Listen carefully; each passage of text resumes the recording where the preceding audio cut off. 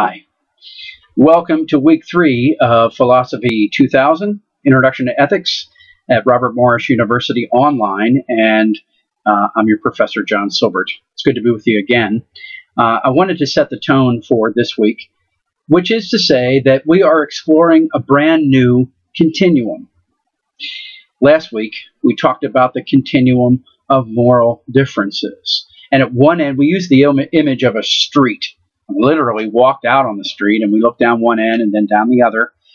And imagining then the concepts of moral absolutism or hard universalism being at the one end of the street, while the skeptic and or the moral nihilist, that where there are no rules and no moral absolutes, is at the other end. And all along the way, just like the houses that exist on any given street are along the way, there are any number of points in between. In the vast middle, of course, is that area we call moral relativism. Well, and we explored some of those things, and you have been participating in your discussion threads, but also in taking that survey, that brief survey. There were 18 questions, and it was an anonymous survey. We're compiling all those data, all those responses, and then I want to put that into a PowerPoint for you. So be looking for that later on. I'll probably post an announcement when it's up and ready for you to look at. It will be a good example of the very thing that the book is talking about, the fact that we have these moral differences. And we'll see that based on the cultural ramifications of some of the statements that I was asking you to respond to relative to your responses in light of how they actually exist in the world. So stay tuned for that. This week, the continuum, it's a different one, but still imagine the image of a long line upon which there are any number of stopping places. And at one end of the continuum is self-interest.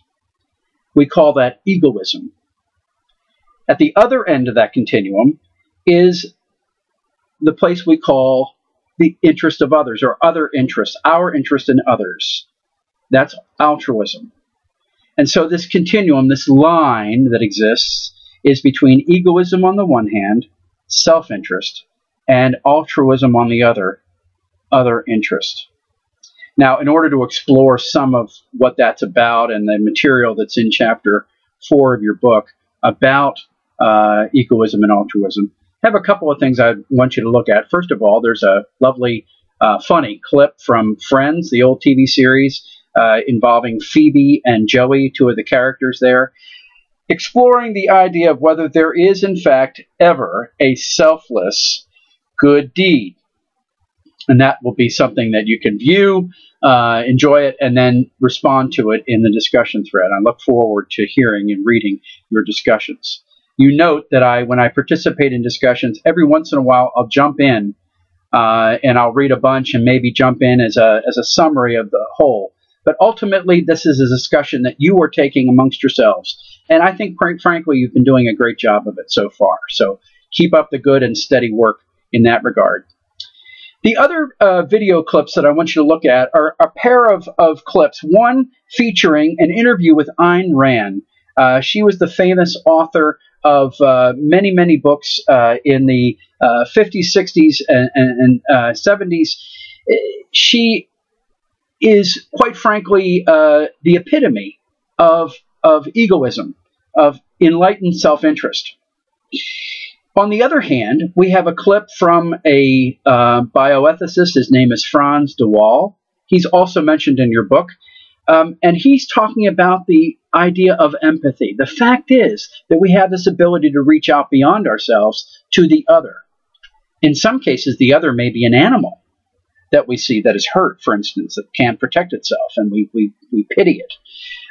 But he talks about this idea of empathy. And that steps beyond our self-controlled, self-contained, self-desiring mode to that mode that reaches out to the other. And so I want you to look at those two clips side by side, in a sense.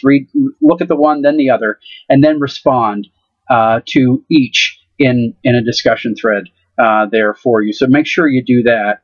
By the way, if you haven't taken that SurveyMonkey yet, please do, because I want to compile all the results from all of the users here in this online community that we have.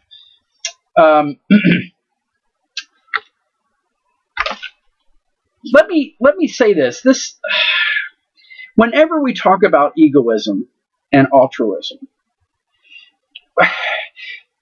it seems to me we live within a particular context of that, as if there is nobody else in the universe but myself and maybe the few others around me in which I decide on that continuum between my interest and the interest of the other.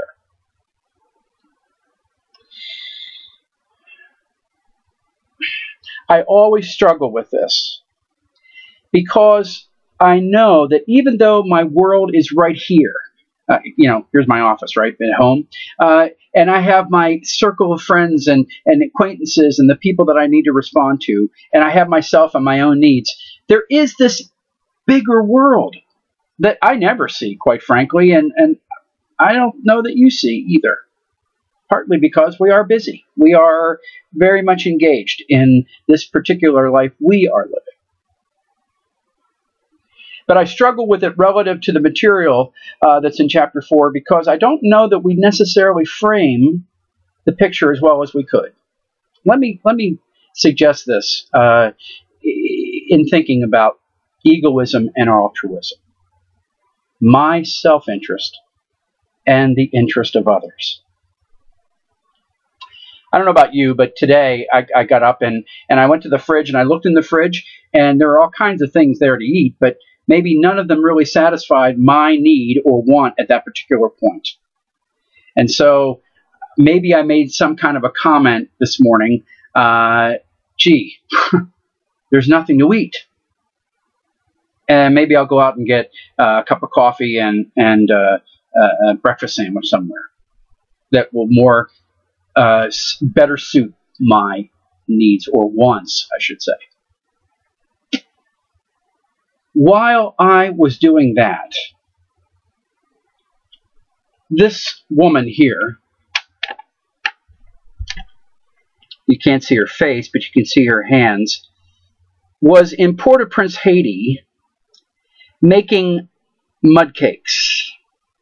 What you see there is a very muddy hand of a woman who is in the process of mixing together clay and water and perhaps lemon and maybe a little oil or margarine if it can be found in order to form them with a spoon into these cakes that you see where they can dry in the sun. Now, the reason she's making these mud cakes is so that she can feed them to her children and others so that their children, her children, can have the illusion of a full stomach today. Did you hear what I said?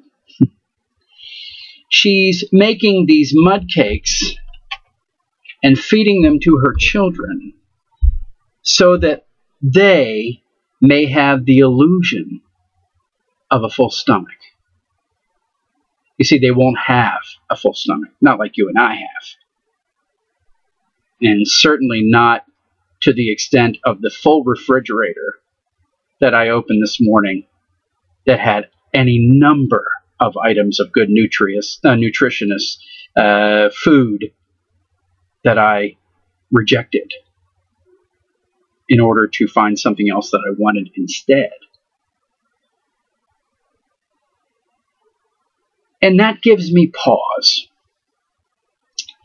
because in this continuum between my interest and the interests of others, have I really thought about the world in which I live? I just raised the question in terms of the context of the discussion of my own self-interest and the interests of others. I'll let you think about that. Now, one other thing. There are 2 PowerPoints in the Resources tab of your Week 3 site. They are PowerPoints of descriptive discussions of egoism and altruism by a person by the name of Lawrence Hinman. He's an ethicist. And these PowerPoints, I think, are very good because he sketches the continuum, the continua that we're talking about in a pretty helpful way. Take a look at both of those. If you have any questions, shoot me an email about them. But I think it helps to see where he's going in his understanding of egoism and altruism, in the understanding of intentions and consequences, motivations and results. So take a look at those as well. I wish you a good week. It was a busy week last week. I know we had an exam, we had a paper, we had the discussion thread. Hopefully, as we go through, you'll see as we move through each week, there are a couple times where that's going to happen. It's unfortunate because that's the nature of an 8-week course. But I hope you'll hang in there and look forward to the discussions and reading them and responding where I think I need to or want to relative to shaping the discussion that's going. But otherwise, you folks have been doing a great job with it. So here we go. We're back on the street, so to speak, walking through the neighborhood. But this time, the neighborhood has at one end self-interest, egoism, and at the other end, altruism, the interests of others or in others. Where are we on that line between self-interest and other interest?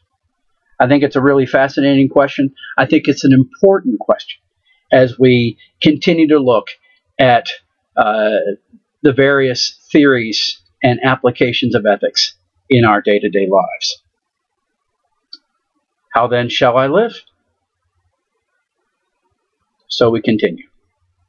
Take care.